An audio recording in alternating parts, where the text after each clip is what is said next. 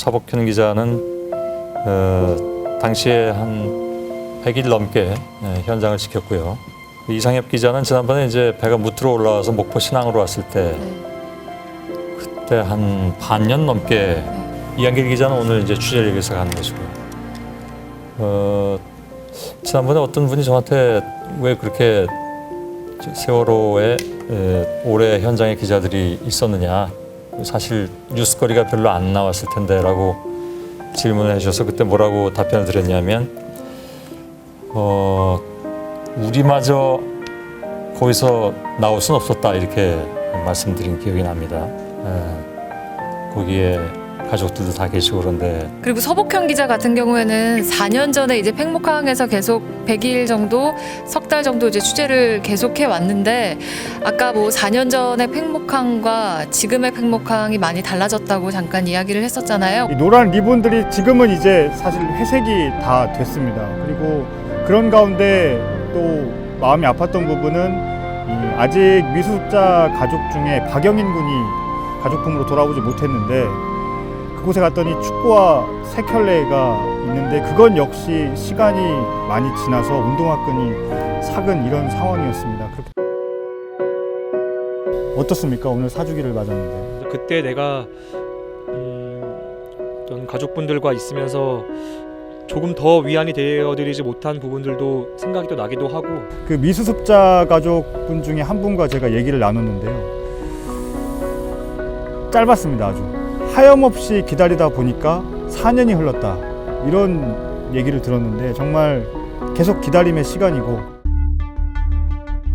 4월 말쯤이면 해상크레인이 이 부두에 접안을 해서 실제로 와이어를 걸고 배를 90도 회전시키는 작업을 진행을 하게 됩니다. 직립까지 전 과정일 텐데 지금 진행된 건 몇 % 정도 진행됐다고 봐야 될 수 있을까요? 그러니까 상당히 많이 진행이 됐다고 볼 수 있는데 오늘 현장 관계자에 따르면 약 75% 정도의 공정률을 보이고 있다. 배 밑바닥 뒷부분에 33개의 와이어가 설치된 게 굉장히 빠르게 진행이 됐습니다. 말씀드린 것처럼 와이어를 걸어서 회전시키는 작업만 하면 되기 때문에 작업은 보다 더 빨리 하지만 더 신중하게 진행은 되고 있는 겁니다.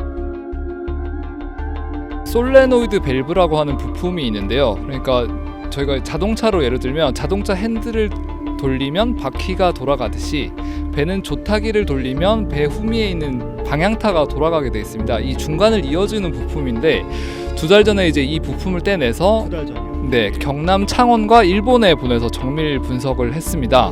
그 결과 간단히 말하자면 이 밸브들이 정상적으로 작동하지 않는 상태에서 발견이 됐다.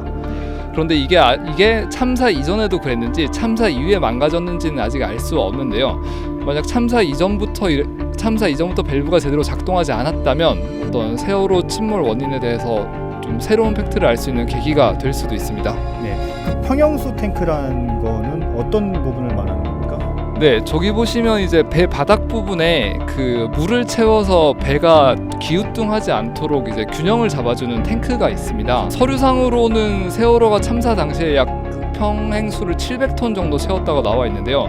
실제로는 이보다 적었던 것으로 이제 검찰은 보고 있었습니다. 당시 조사 결과가요? 그랬었죠. 그런데 이제 최근에 선조위가 그 평행수 탱크를 들어갔는데 워낙 시간이 지나다 보니까 이제 당시 평행수가 얼마나 차 있었는지는 사실 아직 좀 확인하지 못하고 있는 상태입니다.